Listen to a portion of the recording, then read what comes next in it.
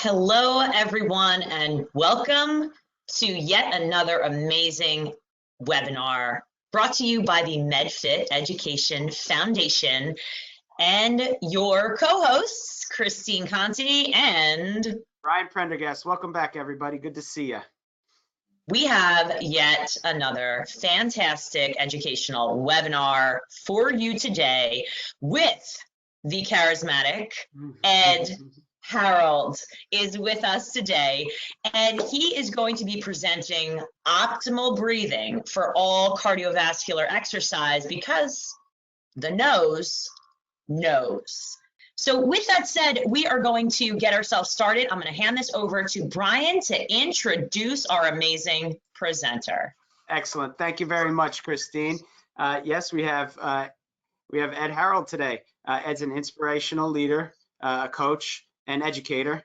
He's the author of 2 books. One is called Life with Breath. Sounds important, Ed. And Body, Mind, Business, the business of being within. Ed's Breath as medicine training offers CEs in healthcare, wellness coaching, and fitness and athletic training sectors. So we'll talk about that. I know we've got a nice offer for you as well. And Ed, it is an honor to have you. Welcome aboard. Please take it away. Thanks you guys so much for having me. I'm excited to be with everyone. And it's just going to be a quick hour, everyone. So let's try to really drop into the deeper layers of our body, try to obtain this information as it penetrates our senses. So let's just talk about some things that we'd like to improve on. There's a lot of dysfunctional breathing that we're seeing in the healthcare world and in the fitness, athletic training, and racing world. When we're talking about improper breathing, it's probably the mechanics of the breathing has gone off track somewhere along the line. So we want to correct the breathing mechanics over the next hour.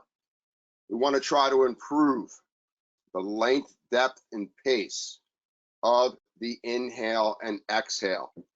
We're going to speak a little bit about mouth breathing, shallow breathing, and how that differs from nostril breathing. The craniofacial nerves, those 12 nerves in the forebrain area, play such a huge role in regard to preparing the brain and preparing the body for perspective about what's going to take place in the present moment. And mouth breathing and shallow breathing has the ability to close the nostrils, to close the maxilla bone, to strain those 5 early craniofacial nerves, which all run down through the face, which impairs the 2 prefrontal cortexes of the brain, which are the most conscious or awake areas of the brain. And habitual, not fully functional breathing has shown through scientific research to affect what we have here under chronic illness. And nobody's dying of muscle cancer. People are dying of organ cancer. And we really want to put us in a position where we can, number one, improve respiration protocols. The first major benefactor of improving respiration is digestion, elimination, and assimilation will improve. We will see more optimal patterns of movement in the body. Hormonal secretions will be balanced as we move through the 24-hour cycle of the day, and we can have the brain in a flow state, so to speak, where we can transcend old fears, self-sabotaging, limiting beliefs, thought forms, and put us in a position where we are in the present moment. We are in the now moment. We have complete control of the dashboard in our mind, and we are activating executive functioning learning centers of the brain, constantly learning one new thing every day. And in that format, it gives us permission to forget one old thing, one old memory that occurred 20 years ago that has no bearing on the amazing person who we are today. We know the majority of our clients are working with higher levels of negative stress, We can see that the heart rate is up too high, too long. There's autonomic dysfunction. The vagus nerve is weakened. The phrenic nerve of the diaphragm is not as powerful. We're not getting air into the lower lobes of the lungs. Patterns of movement of the body are impaired. And it's just making life harder than it should be. You know, one of the goals here is to simplify some of the breathing strategies that I've been using for 30 years across platforms, keeping people healthy, allowing people to train more efficiently, allowing people to train and race more effectively, working with therapists and physical therapists and mental therapists. Breath control is a huge tool to getting people present and improving the quality of efficiency of the time that we do have with our clients. Ed, this is Brian. Would you mind doing me a favor and just hit play from current slide, just right up top there, so we see your full slide screen. See that? There you go. Got it. Beautiful. Thank you, sir. You're the best, Brian. So let's begin, ladies and gentlemen. So if you could slide your chair an inch or so back from the computer screen, giving you just a little space. And let's just start with some simple breathing. We'll start with the way you were breathing when you were born. We were all born nostril breathers. Once the sinuses are cleared and the suction is complete, the DNA of the body is designed to breathe through the nostrils during normal situations and to breathe through the mouth when there is a threatening situation or danger to the body. So reestablishing the optimal diaphragmatic breathing is going to be number one, relaxing the features of your face, letting the eyes and jaw be free of tension. Drop the shoulders away from your ears so there's a slight opening through the chest cage. Press your feet firmly down into the earth so the brain can sense the lower structures of the body that are connecting you to the floor or the earth. And as soon as you press your feet down, you'll notice your spine is straight.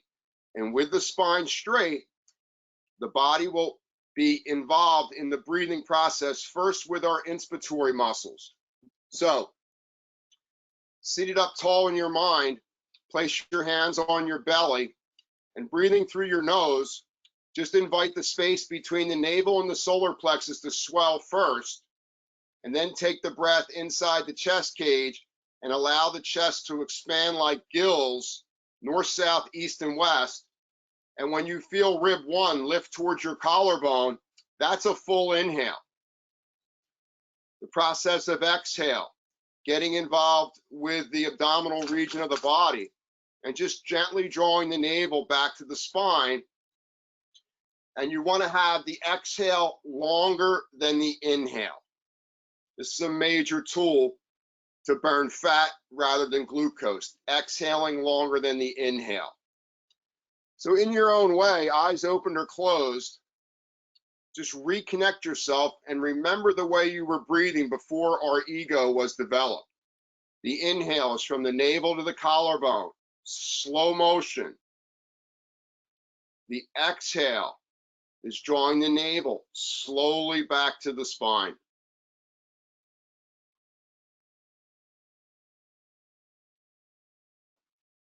And just don't expect, any miracles to happen. Just tune in to this simple, organic, natural process. Try to remember how you were breathing when you were very young. The body remembers.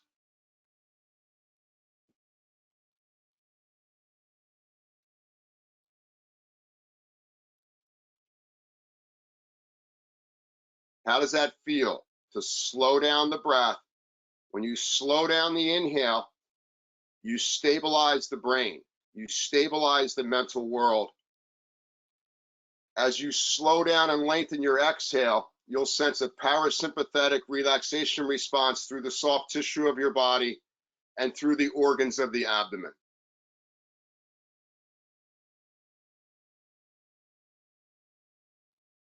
One or two more. How slow can you breathe in and out through your nostrils? Release and relax your low jaw. Let your eyes rest back in the sockets and just try to be still. show your brain this technique.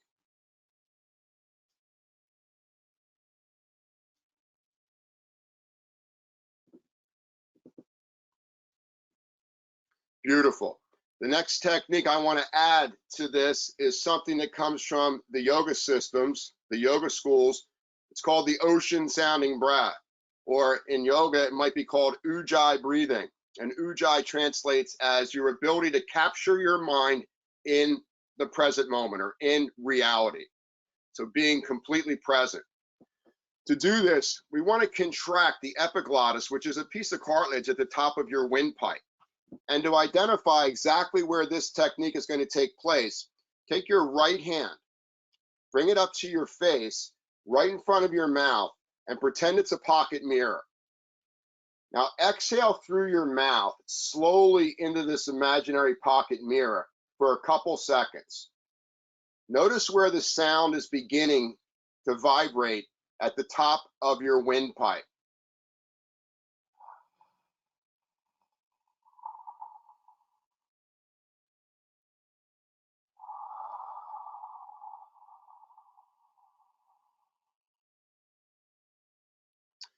Once you've identified where that vibration is taking place, bring the right hand down, straighten your spine. Now, breathing through your nose diaphragmatically, add this filtration device, this sound that you can create while you're breathing in and out. It might sound like the ocean off in the distance, or it might sound like deep space, or some folks call it the Darth Vader sound. And as you begin to activate that sound on your inhale and exhale, it's not a snoring sound. It's just a neutral tone that vibrates the top of the trachea, that introverts the sensory perception in the brain. And as you make this sound while you breathe through your nose, I call this optimal diaphragmatic breathing. You're preparing the air before it goes into the lungs to be exchanged into energy. So it's moist, it's humid, it's steamed. Your gut loves that. Your mind loves that. And see, if it's new to you, it's probably easier to make the sound on the exhale. And we all know the benefits of a longer exhale. Extracting the oxygen out of the CO2 and adding it to the O2 on the next inhale. Remember, you're inhaling and exhaling the same amount of oxygen. If you've practiced this for a while, make the sound on the inhale, and you'll notice your inhale becomes longer in time, the pace slows down, and the depth of the inhale goes deeper into the alveoli sacs of your lungs. That pressure will need to be released on the exhale, and your exhale will be longer. So this can bring you present. You can use this in all exercise, aerobic or anaerobic.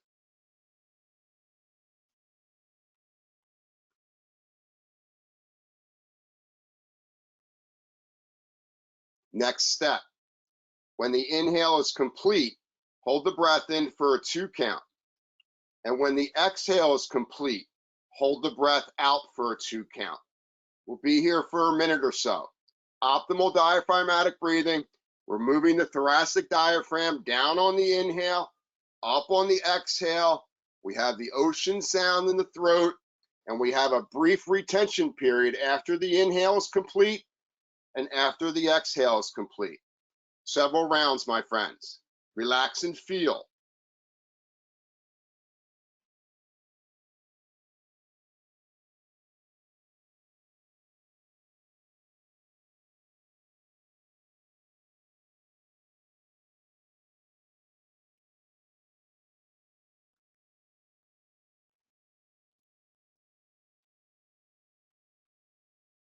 If you find this technique very easy, maybe hold in for a 4 count and hold out for a 4 count.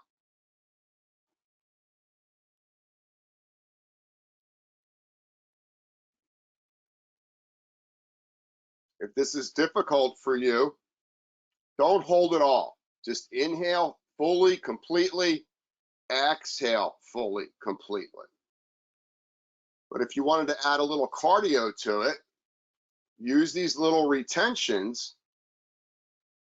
And when you're holding in, maybe drawing the abdominal muscles back towards the front of your spine, creating some suction around the solar plexus.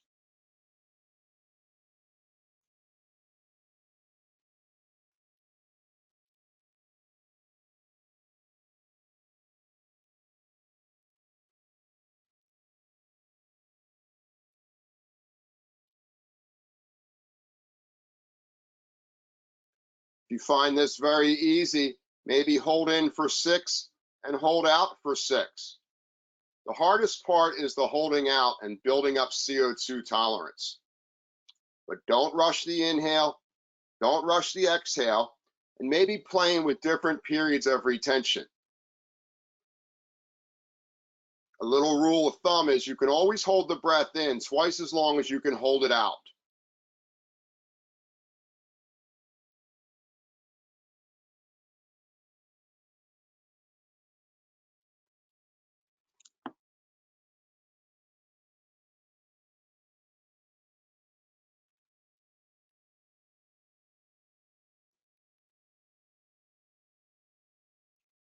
So notice your perception in your mind when you consciously stop breathing.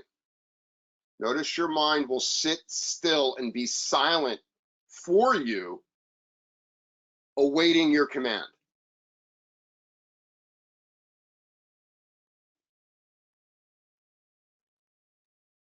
Let's go through one more round of this slow motion breathing with these little baby retention periods. Really be inside your body in that felt sense of breath control. It's all about feeling.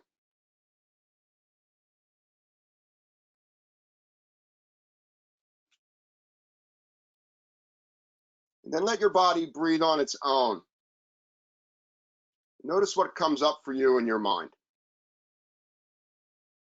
Your autonomic nervous system will breathe for you. And notice you're probably taking less breaths per minute right now than when you started this technique. Notice your heart really enjoys being fully oxygenated. The brain is steady. It's a great technique you can use in any cardio warm-up, or you can add it to the pieces of your intervals, or you can use it as a cool down. It's very seamless in any platform you want to work with it.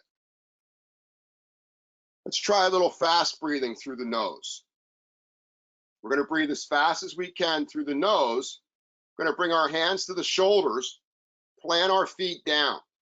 On the inhale, let's just reach up to the ceiling, stretch our fingers, and then exhale, make a soft fist and pull the hands back to the starting position. So it's inhale up, exhale down. It's about a round, a little bit less than every second.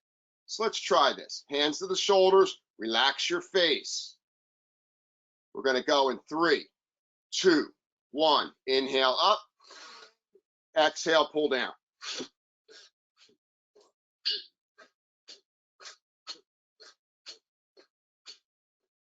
Eyes can be open or closed.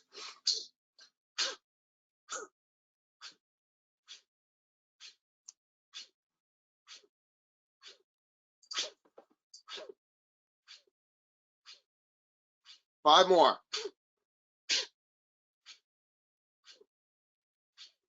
Hands will come down. Take a deep breath in through your nose. Exhale slowly through your nose. And hold the breath out for a 6 count. It's easy. Inhale. Hold the breath in for a 12 count. And eavesdrop on your mind while you're holding in for 12.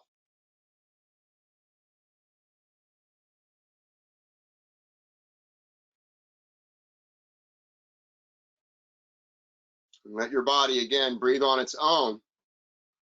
And just meditate on the flow of breath moving in and out through your upper lip and sinuses. As your heart rate comes down, again, it'll be super easy to oxygenate yourself.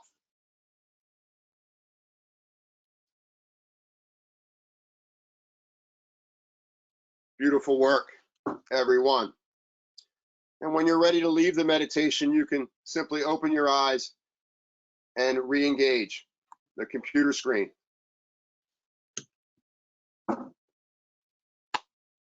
Ocean sounding breath in the throat. This resistance that we created in the throat humidifies and heats the air before it comes into the body, so the energy of the gut doesn't have to heat this air. So it's all about being efficient with the energy that we have on board for our conscious hours. As we create this resistance in the throat, on the inhale, the thoracic diaphragm, the primary driver of inhale, the internal and external intercostals, the muscles in between your rib cage, your scalenes will begin to contract and the ribs will flare. On the exhale, a recoil will take place. The thoracic diaphragm will leave the abdomen. It will exhale itself up underneath the lower lobes of your lungs. The rib cage will collapse back and pressure will be released out through the nostrils. The primary muscles of exhale are the rectus abdominis, your obliques, and your transverse abdominis. These are our primary drivers of exhale. And we really want to work on our exhale as much as we possibly can to draw in that amazing carbon dioxide, which gets a lot of bad publicity. We can build up a lot of CO2 tolerance to help the brain to fully oxygenate our body and be in more balance when we can stay on that exhale. So if you have clients that are working with higher levels of negative stress, we want to really focus on lengthening that exhale, and that ocean sound that we make in the throat allows that exhale to grow in time almost exponentially.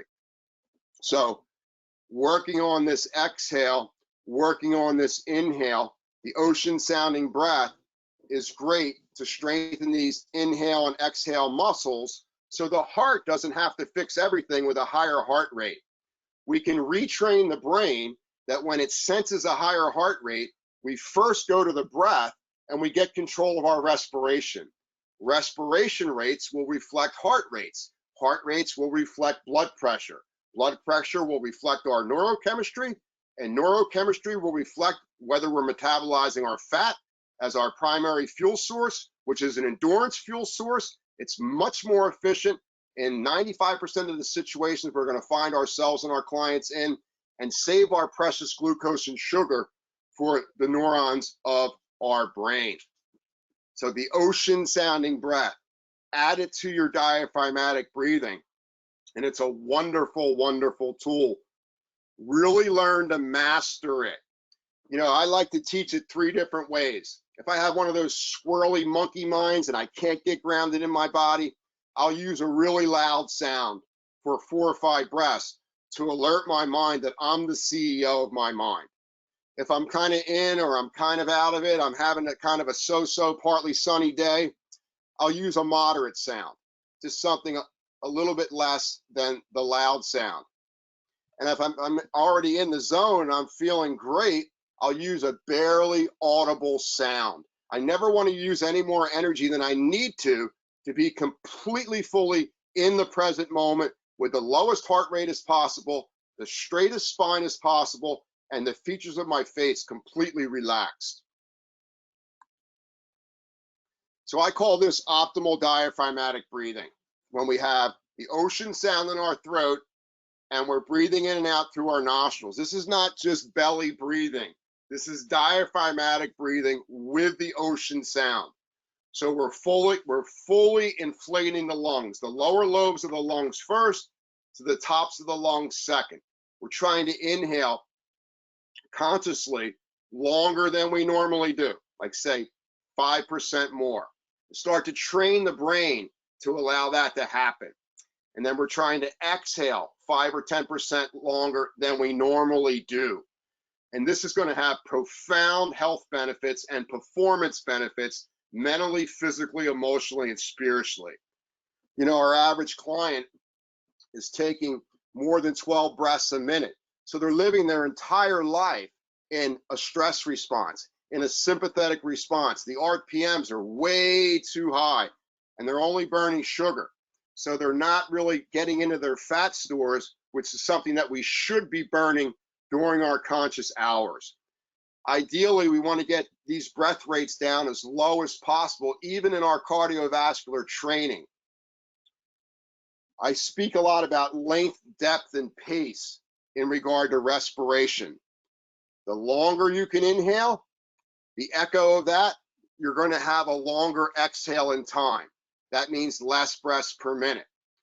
The more depth you can add to the inhale, taking more of the qualities of the chemical inhale into the alveoli sacs of the lungs, will allow a greater detoxification from the lungs on the exhale, adding more depth to the exhale. And the pace of the breathing that we're doing will reflect the pace of the mental activity. So if you're having rapid, shallow breathing, you'll notice the mind is firing off, that monkey mind. It's really hard to grow from a neuroplastic standpoint when there's so much activity on the mind. It just kind of fries the brain. So what we want to do is we want to get the pace of the breath under control from the physiological standpoint.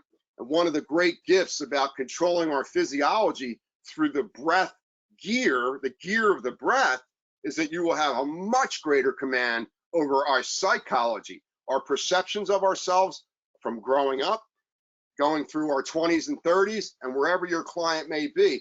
We need to transcend our past in the healthiest ways as possible while remaining present and practicing techniques today that ensure a better tomorrow.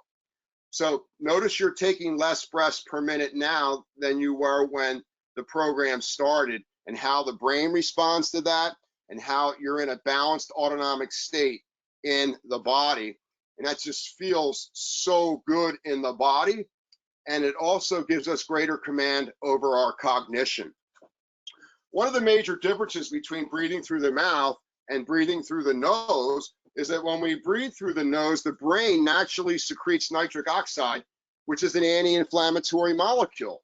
And I'm all about reducing inflammation. I'm all about burning fat. I'm all about improving circulation and alkalining our blood so it's easier on our cells, and it turns our genes on. So nitric oxide is going to dilate the lungs more. It's going to allow us to burn fat as our primary fuel. It's going to keep us in a growth mode in the higher learning centers of the hippocampus of the brain, and we can self-correct quickly on the fly. We can let things go that used to trigger us and know that we're beyond that. And we can be more in control of our daily activities. And being more in control with our perceptions and visualizations plays a huge role in our overall mental health. Because in my mind, there really is no other health besides mental health. We need to get it together between our ears. And with all that's going on in the last 2 years, it's been really challenging to be silent with ourselves. So adding these breath control protocols to your fitness routines, to your clients, is going to be a big, big influencer in not only changing your life, but changing their life. The vagus nerve, what can I say?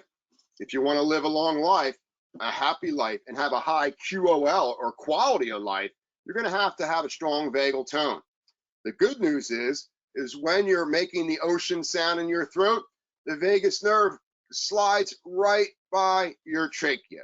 And that vibration, that frequency of that sound is going to activate this here. So it's much like opera singers. You're going to activate your vagus nerve, and as it goes down through the gut, there'll be more electricity moving into the organs of digestion and elimination and assimilation, and there'll be less waste inside these organs. There'll be less mucus, phlegm, and fat and debris that holds bacteria and viruses. And when these organs are clearer, there's more energy diverted up into the brain for executive level functioning thinking.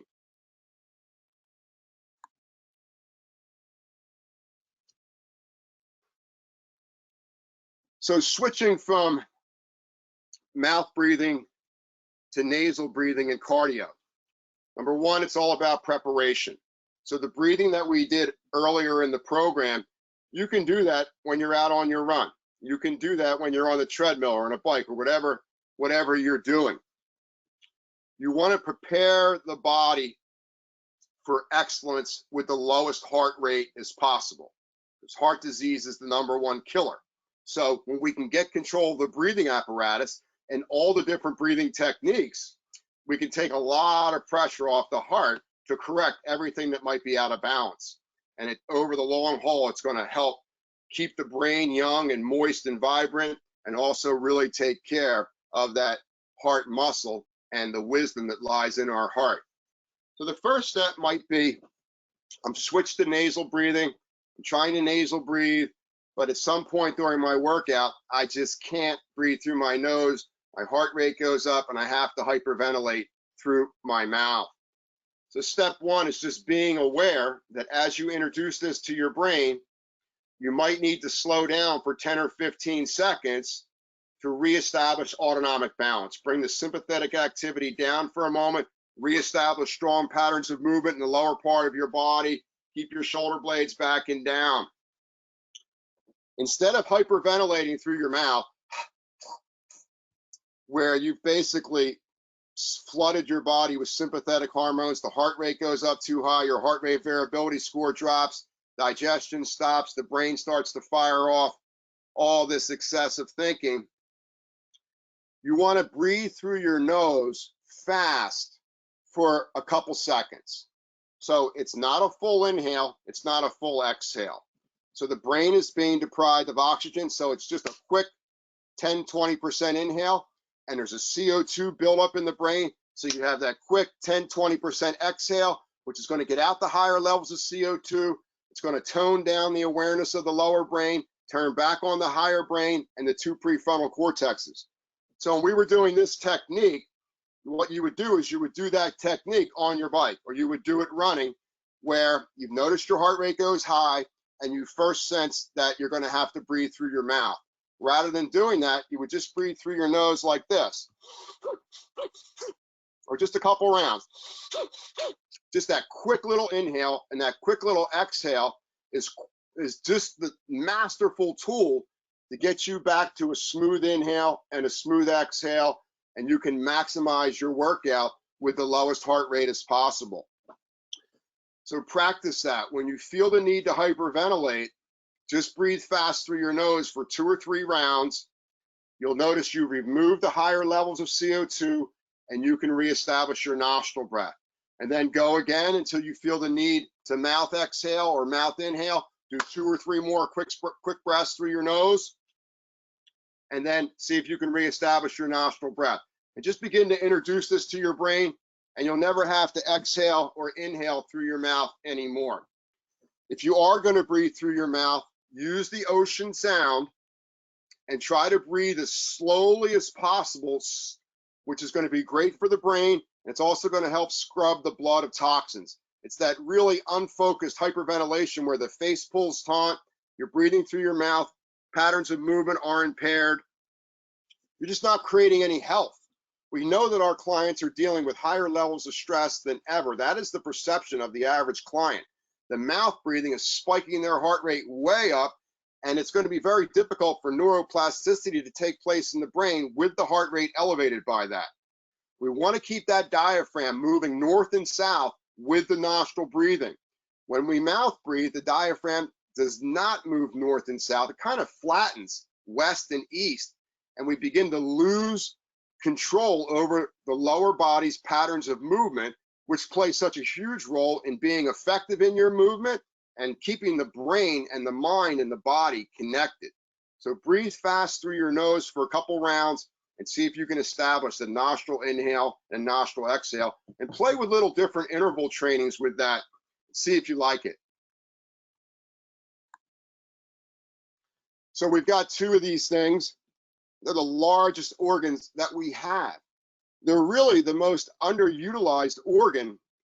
And we can see, you know, when folks don't want to feel, they don't want to breathe.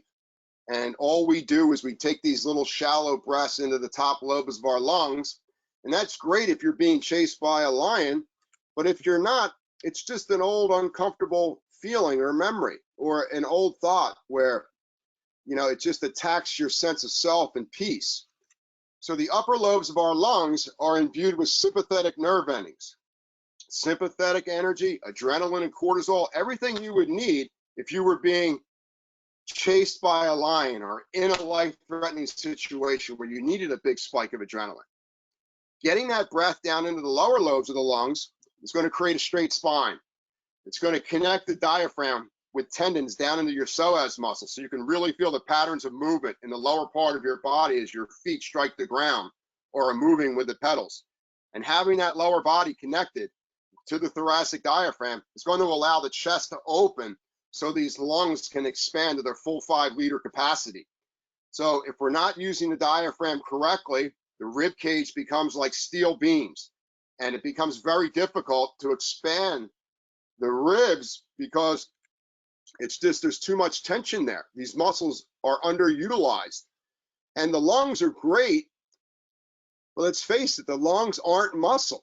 The lungs are tissue, and they're only going to be able to expand as much as the thoracic diaphragm and the phrenic nerve, the motor nerve of the diaphragm are turned on, the intercostal muscles becoming stronger, and the ribs becoming more elastic like rubber bands.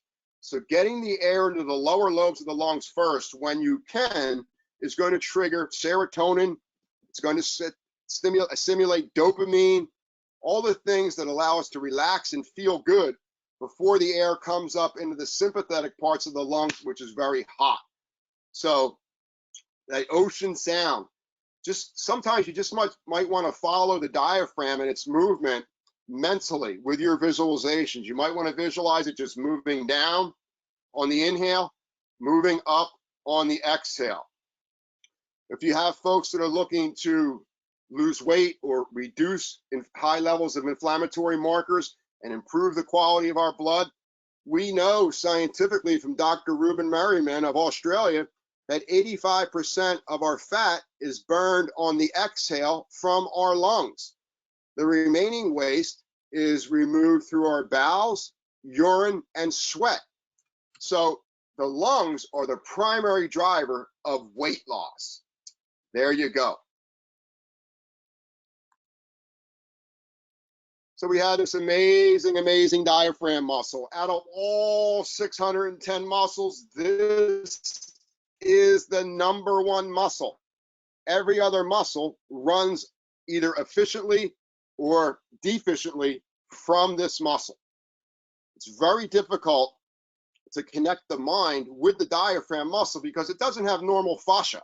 It doesn't have the fascia like I'm pinching my forearm. I can feel that in my soft tissue. The diaphragm doesn't have that type of construction. It's a sheet muscle, and it moves down on the inhale. And as it moves down on the inhale, it's going to trigger your enteric nervous system of the abdomen, right in your solar plexus. And that's where 90% of the serotonin and 50% of the dopamine are stored in regard to having strong elimination of waste in the gut and having a relaxed flowing digestion. On the exhale, the diaphragm is moving up under the lower lobes of the lungs. And what's there? Parasympathetic activity in the lower lobes of the lungs. This is a major core muscle. It's one of the deeper muscles that we have. And, you know, it can't really be worked in the gym with any of the equipment. It can't really be palpated in massage due to its location. The one way we know we can strengthen the diaphragm and allow it to become more flexible to create a more balanced physical and mental world is to control the breathing. So when you lose control of this diaphragm, you're losing control of the patterns of movement in the lower part of the body. And you know, if you're a boxer and you lose your legs, you're going down. It's not just in boxing, it's in everything that we're trying to do. The brain, the respiratory centers of the brain really want to feel on that inhale, the diaphragm connect with the patterns of movement from the feet up to the pelvic basin. It's the primary muscle of bringing fresh energy into your body. It's a secondary muscle in regard to exhale. The primary muscles of exhale are your sit-up muscles. The diaphragm will relax during the exhale. So think about this diaphragm muscle at a much deeper level than what you might have been taught, because it really is an organ in regard to all the various responsibilities it has. It is a major, major activator of the organs of the upper abdomen.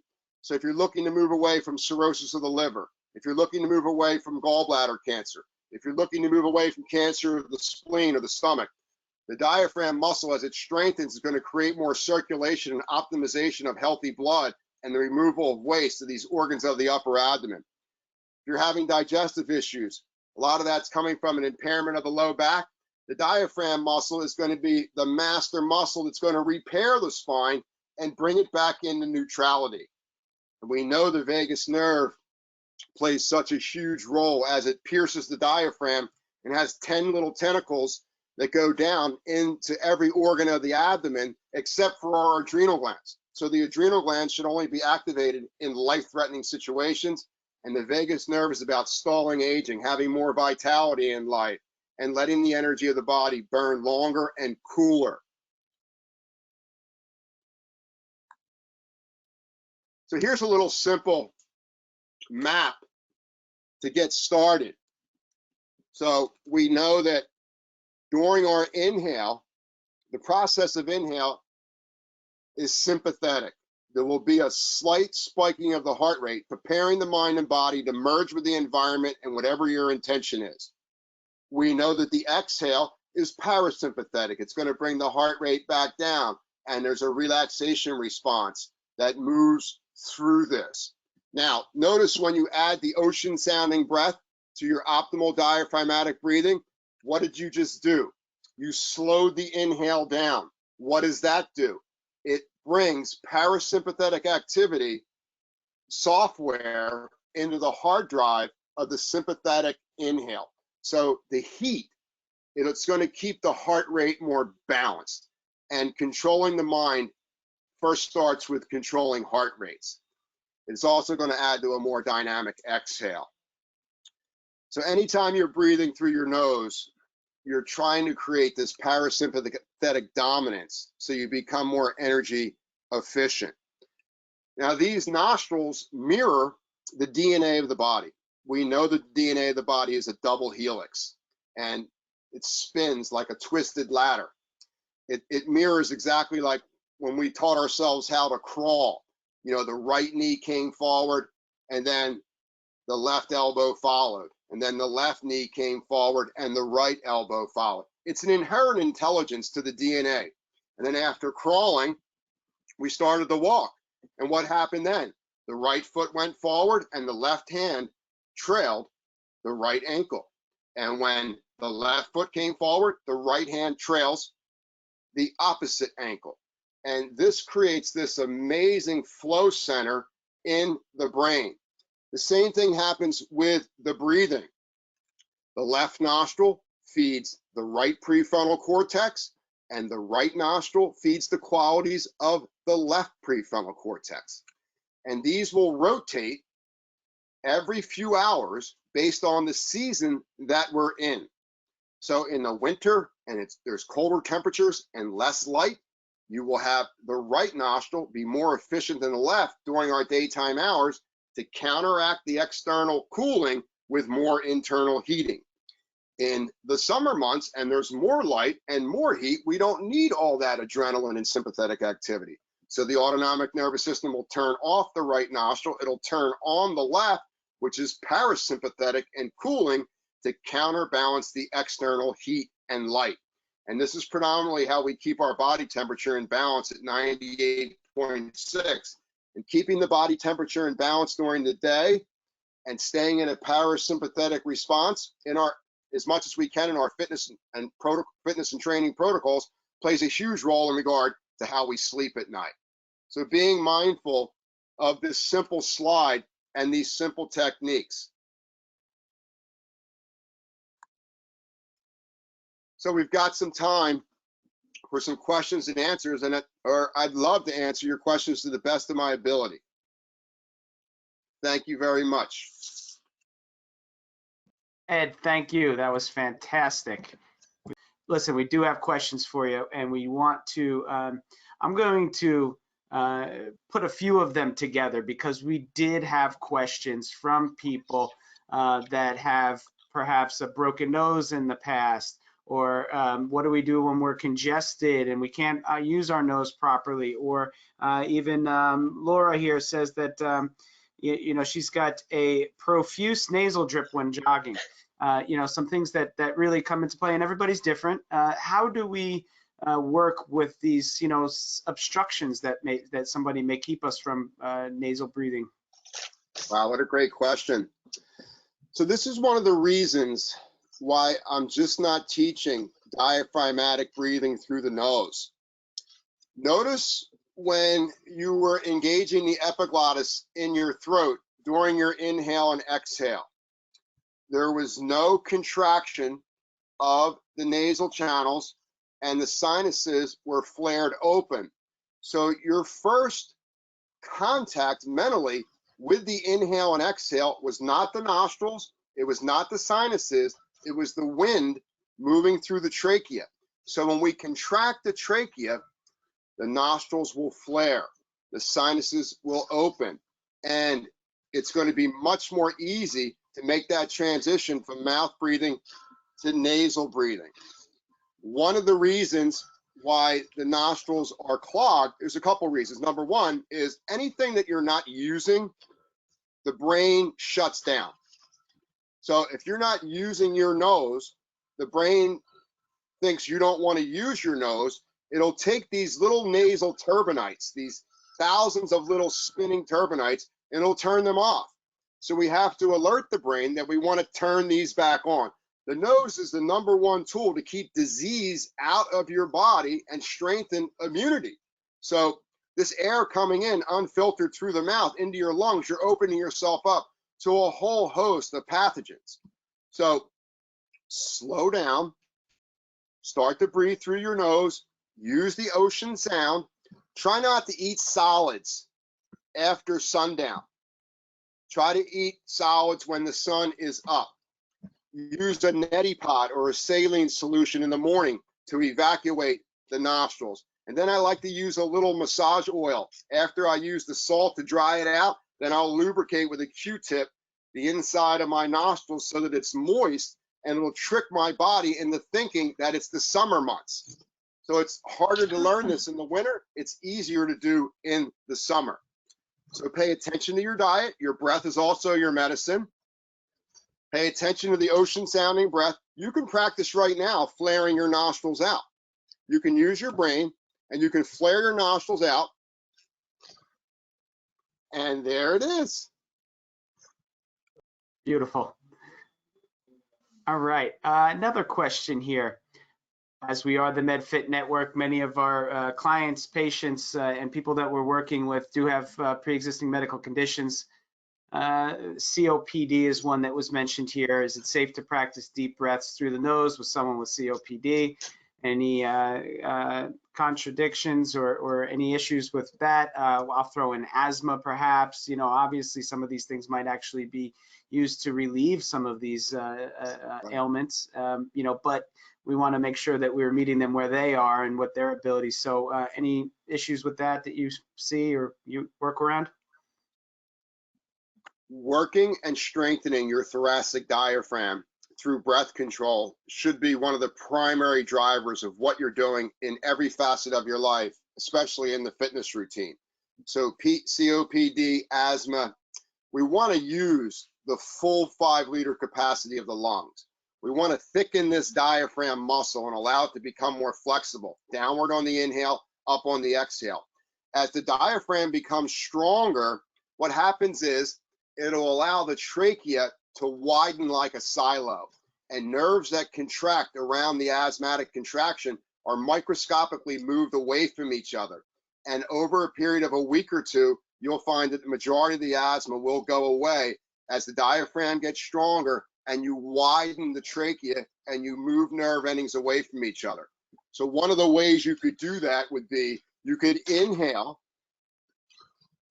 hold the breath in, and just lift your ribs away from your hips. So you're creating suction in your abdomen, and the chest cage and the lungs will expand north, south, east, and west.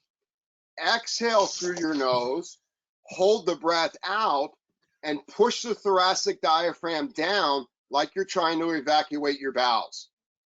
And that's, again, going to create more suction and pressure, strengthening the diaphragm, opening the trachea, and allowing yourself to use all of the lung tissue, which most COPD folks and folks with asthma aren't using. You want to move the diaphragm. So in other words, when you inhale and hold in, the diaphragm muscle is vertically down. If you lift this diaphragm muscle up, you're placing it in its normal position for exhale. Huge. You're getting more range of motion.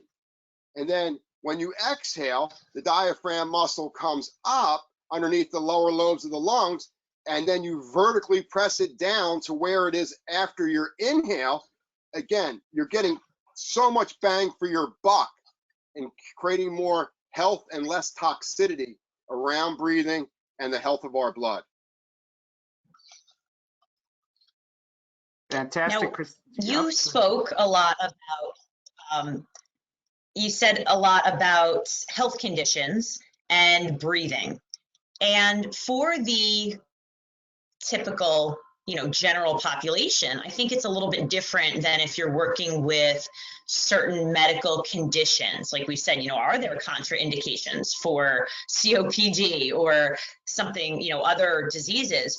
What advice would you give to a fitness professional who is designing a session with someone with a chronic disease while working in breathing techniques? Is there amount of time that you think they should devote in each session or throughout, or what advice would you give them? Great question. So when I work out, I control my breath the whole time. That's really what I'm focusing on, is I'm trying to control the length, depth, pace of my breathing, always trying to breathe as slowly as possible through my nose with an ocean sound. When I'm in an intense piece where there's resistance, I'll breathe fast through my nose for 2 or 3 rounds to reestablish this slower breathing. So for new clients, what you might want to do is you put them on the treadmill, you teach them the ocean sound, you have them simply count in their mind how their feet are striking the earth. So it might be inhale, 1, 2, 3, 4, hold 2, and then exhale, 3, 4, 5, 6, 7, 8. So you could create little sequences. So just say you wanted to do, like, just start out what we could call 10s. So you'd inhale for 3, exhale for 7, or inhale 4, exhale 6. And then maybe you want to do something called 12s, where you could inhale 4, exhale 8, or inhale 6, exhale 6. Early on in the workout, you want to stay on the exhale. When you stay on the exhale, notice that you'll start to sweat right away. So if we can use breath control on the treadmill, I can walk and use breath control and get my heart rate up as high as someone who's running a 5-minute mile, but hyperventilating through their mouth, pounding their body up and down on the treadmill. So we can add higher levels of aerobic activity with less wear and tear on the joints, muscles, and bones by simply using breath control. The course lays this all out for you and holds your hand while you take this on, because the great thing about this is you're going to learn this first. It's going to change your life first. Then once it changes your life, look out, because then you're going to change everybody else's life. And as a trainer, you're going to be super unique, because people will be coming to you for something that they can't get from somebody else. Ed, thank you so much. This has been, a great hour for us, and I know that our audience appreciated it well. Ed, thank you very much. Thank you, Christine. Thank you, Brian, and everyone at the wonderful MedFit Network. You guys are awesome.